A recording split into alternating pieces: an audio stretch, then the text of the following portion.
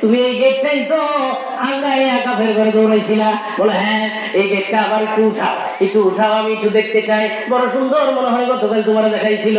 হযরত আলী এইভাবে গেটটা উঠানোর জন্য চেষ্টা করে, আবার দুই হাত ধরতে পারে না। আমার নবী ডাক দেয়, আলীর মতো 40 জন যাও, 41 জন মিলেও চেষ্টা করে, কিন্তু লড়াইতে পারে না।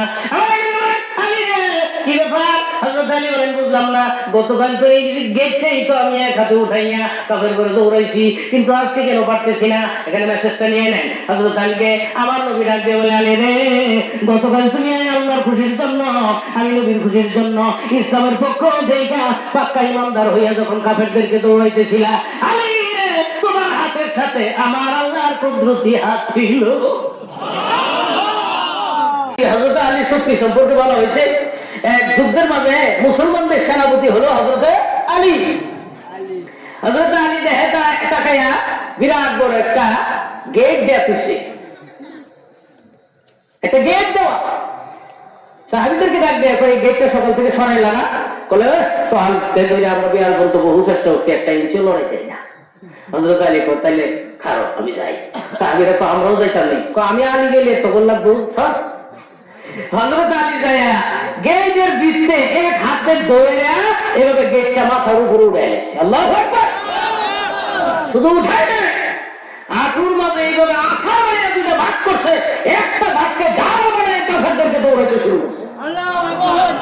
কাফেররা যখন দেখে কি রে, এটা পাহাড়ের লাইন কি উপরে তা দেখা যাইতাছে, বলে ওই যে গেট দিছিল যে ডং মারাইয়া, ওইটা ভাঙছিল মির্জামাই, ভাঙ্গা এখন দুই ভাগ করছে, এক ভাগ নিয়ে দৌড়াইতেছে। এটা যদি আমি করতে ভালো আছে, এটা যাইবে একটা আরেকটা কথা থাকবি না বাকবি, একটা আরেকটা কোলা বলতে রেটিং করতে পারতাম না, বউরে দুর্গ করতে পারতাম না, পালা একটা পালা রে পালা, জলদি পালা, নইলে তোদের ঘরে জ্বলবে জ্বালা। পালা রে পালা, জলদি পালা, নইলে তোদের ঘরে জ্বলবে তালা। হয়তো আসছে বাতিল তো কাঁপছে, হয়তো আসছে বাতিল তো কাঁপছে, ছিনিয়ে নিবে ওই গায়ের মালা।